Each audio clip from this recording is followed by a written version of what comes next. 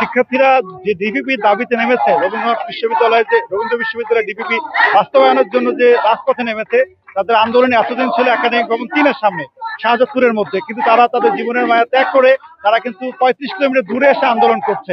12-13 দিন ধরে আমাদের শিক্ষার্থীরা এবং আমরা শিক্ষক কর্মকর্তা কর্মচারী সকলে মিলে রবীন্দ্র বিশ্ববিদ্যালয়ের স্থায়ী ক্যাম্পাসের জন্য যে ডিপিপি সেটির পূর্ণ অনুমোদন বাস্তবায়নের জন্য আমাদের শিক্ষার্থীরা আন্দোলন করে আসছে, দাবি জানিয়ে আসছে, শান্তিপূর্ণভাবে দাবি জানিয়ে আসছে।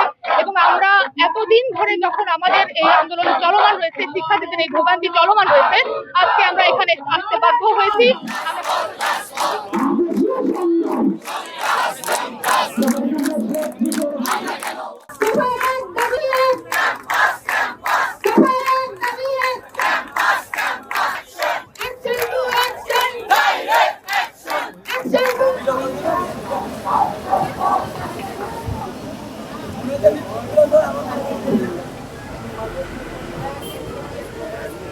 এই বিশ্ববিদ্যালয় প্রতিষ্ঠার পর থেকেই সকল মন্ত্রণালয়ের অনুমোদনের প্রেক্ষিতেই এখানে স্থায়ী ক্যাম্পাস নির্মাণেরও জায়গা পূর্বেই নির্ধারিত ছিল।